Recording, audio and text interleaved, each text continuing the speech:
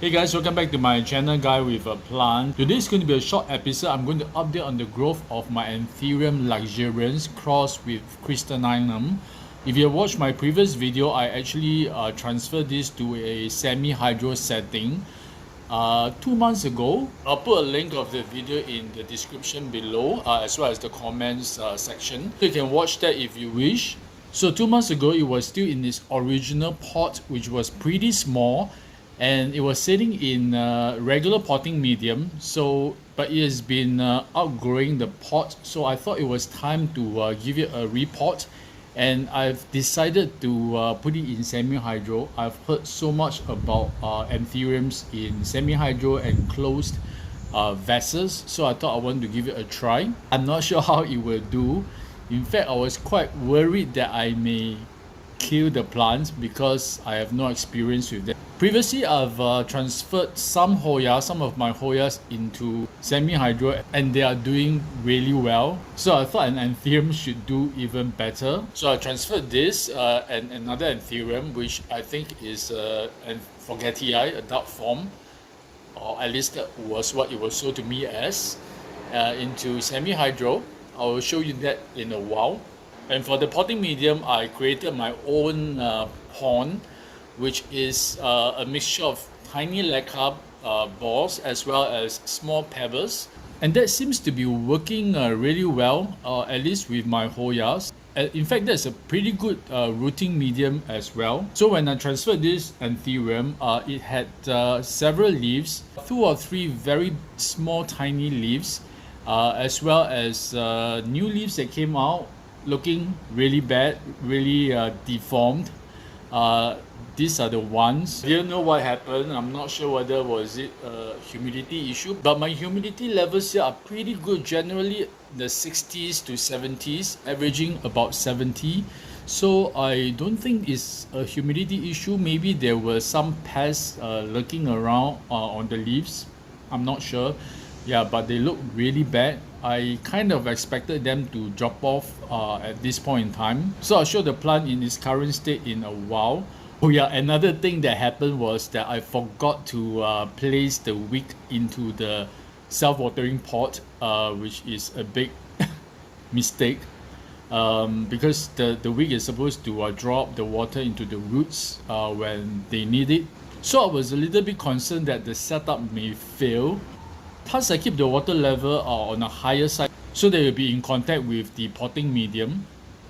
Alright, let's look at the Anthurium now. So this is how it's looking now, 2 months after the repot. And okay, I've lost all the smaller leaves.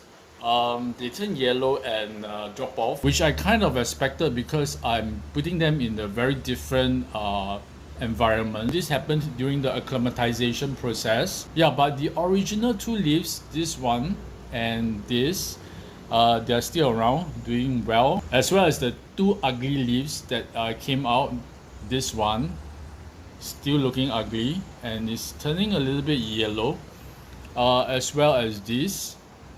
They have not grown much. I don't think they've grown at all actually, so I don't think this will make it in the long term. I may probably cut them off if they start to suffer. And last month when I was away for a trip for 2 weeks, this beautiful leaf came out totally undisturbed. Yeah, look at this leaf, it's totally blemish free, and yeah, it has this beautiful hue of blue. I think you can see from the screen. So this goes to show that if you do not disturb your plants, they do grow much better. Wow, look at the sheen on this leaf. It has hardened off. So this is a little bit stiff and puffy at the same time. Yeah, and 2 weeks ago, this new leaf came out. It's still hardening off. You can see that the color is still very light with very pale pink veins, and also around the edges. So this is going to harden off and darken into this. And oh yeah, this is also the biggest leaf by far. Yeah, came out from semi-hydro. I'm not sure whether will this overtake this one. So I can safely say this Anthurium is loving this setup. So let's take a look at the roots at the base. It has very good roots showing. And maybe I'll give it some sphagnum moss around the roots to encourage even more root growth. As you can see, there's some aerial roots that's growing as well. And I would say these roots are really robust. So this Anthurium is definitely loving its new home. So I may transfer most of my Anthuriums into semi-hydro after looking at the results of this. Alright, this is another Anthurium which I've placed in the same semi-hydro setting. Different kind of pots. Medium is slightly different. I think I use a lot of palmers. It's growing pretty slowly. This is an Anthurium forgetii duct form.